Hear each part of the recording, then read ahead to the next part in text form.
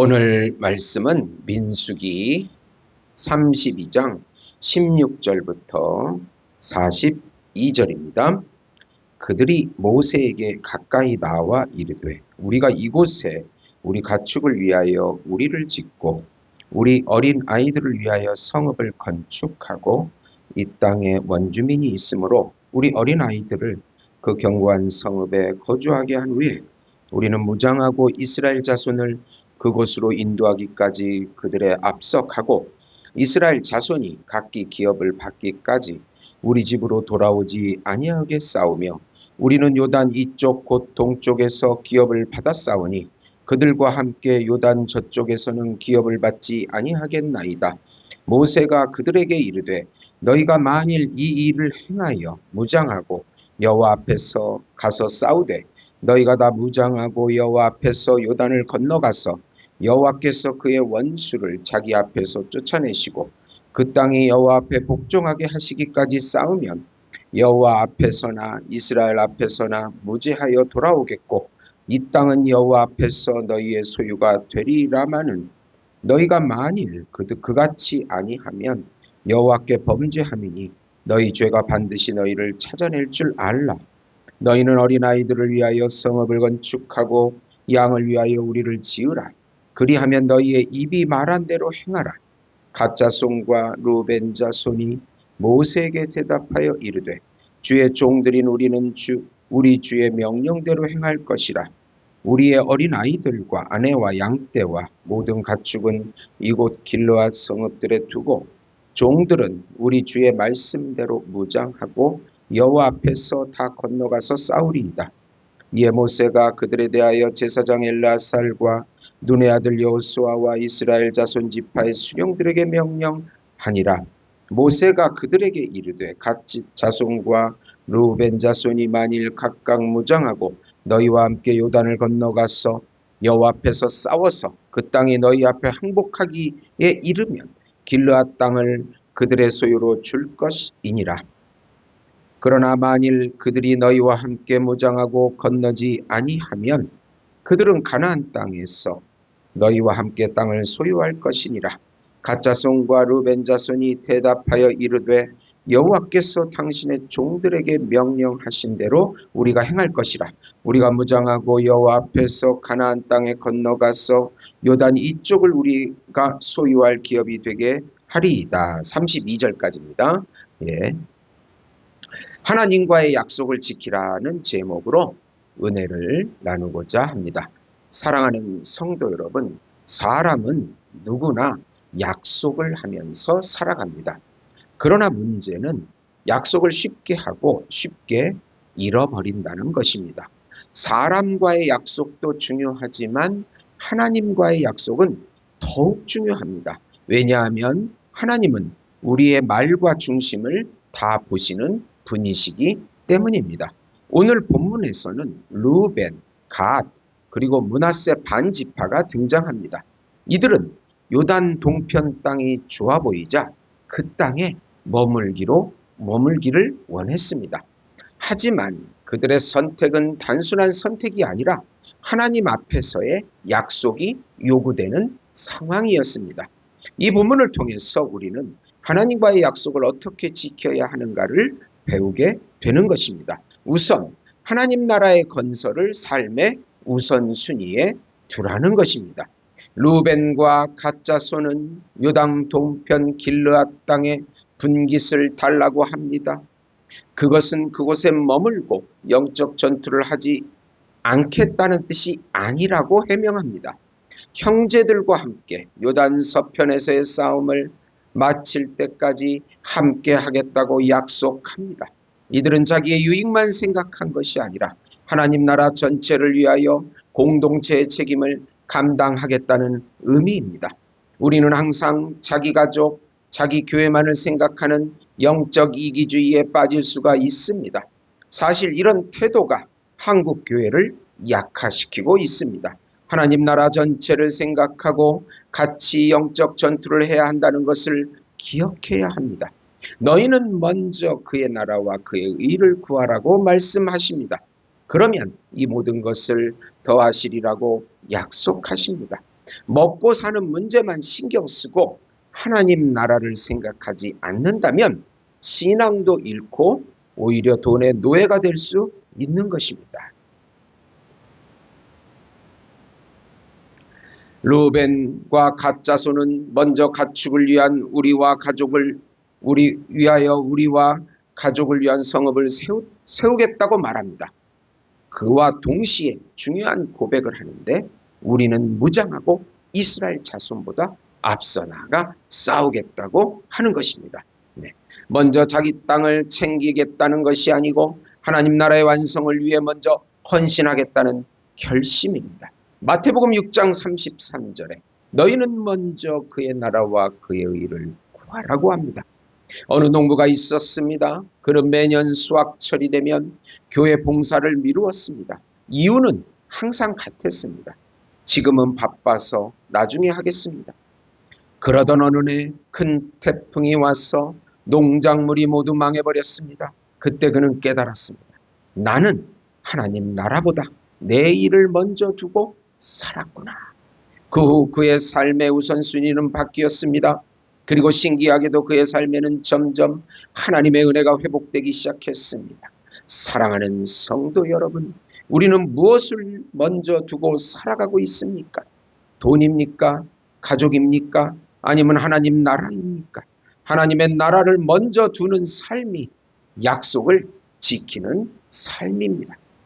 두 번째로 하나님 나라의 건설을 위하여 반드시 책임감 있게 행동하라는 것입니다. 모세는 그들의 제안을 조건부로 허락합니다. 반드시 무장하고 형제들과 같이 싸워야 한다는 것입니다. 그리고 모든 지파가 기업을 얻을 때까지 돌아오면 안 된다는 조건이었습니다. 만일 이 약속을 지키지 아니하면 그 죄가 자신들에게 있을 것이라고 강하게 경고합니다. 하나님과의 약속은 반드시 책임이 따릅니다. 르우벤 자손과 갓 자손은 모세의 조건을 전적으로 수용합니다. 그리고 반드시 순종하겠다고 31절에 약속합니다. 순종은 반드시 결단과 함께 행동으로 나타나야 합니다. 말로만 약속하고 행동하지 않으면 그것은 하나님을 속이는 행동입니다.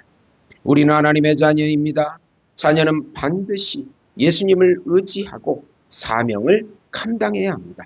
힘들다고 도망가는 것이나 안일에 빠지는 것은 사단에게 패배하는 것입니다. 모세는 그들의 제안을 듣고 또 경고를 합니다. 너희가 무장하고 여호와 앞에서 싸우면 그 땅을 기업으로 주리라. 그러나 또 23절에 그렇게 하지 않을 때 너희 죄가 너희를 찾아낼 줄 알라. 하나님은 우리 약속 불이행을 반드시 기억하신다는 것입니다. 전도서 5장 4절에 하나님께 서원하였거든 갚기를 더디게 하지 말라. 야고보서 1장 22절에 말씀을 행하는 자가 되고 듣기만 하여 자신을 속이는 자가 되지 말라.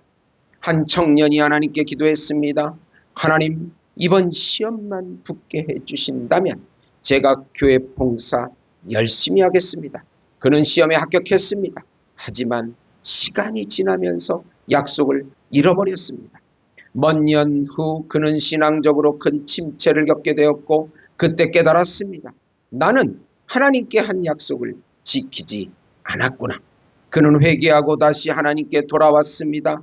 우리도 이런 모습이 있지 않습니까?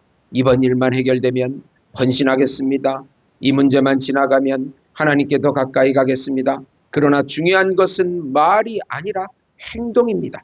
책임감 있는 순종이 하나님과의 약속을 지키는 길입니다. 세 번째로 하나님의 허락과 공동체의 질서를 따라 행동하라는 것입니다. 이러한 논의 가운데 르우벤 지파, 갓 지파, 므낫세 반 지파가 요단 동편의 기업을 얻게 됩니다. 각 지파는 땅을 분배받아서 이름을 붙이고 정착합니다. 하나님의 허락과 공동체의 질서를 따라서 일부 지역을 점령하고 정착촌을 건설합니다. 므낫세 반 지파가 길르앗의 일부를 더 점령하고 기업을 얻게 됩니다. 그러나 나중에 보면 요단 동편 지파는 항상 이방인의 간섭과 침략에 시달리는 삶을 살게 됩니다. 그러나 그들이 선택한 삶에 대해서 책임을 져야 했습니다. 우리는 항상 우리의 안목보다 하나님의 말씀을 따라가야 합니다. 제사장 엘르아살과 여호수아 앞에서 이들은 공식적으로 확정합니다. 하나님의 일은 공동체 질서 속에서 이루어지기 때문입니다. 그러나 르벤과 갓, 므낫세 반지파는 그 질서를 따라 움직였고 결국 요단 동편 땅을 기업으로 얻게 됩니다. 고린도전서 14장 40절에 모든 것을 품위 있게 하고 질서 있게 하라. 히브리서 13장 17절에 너희를 인도하는 자들에게 순종하라.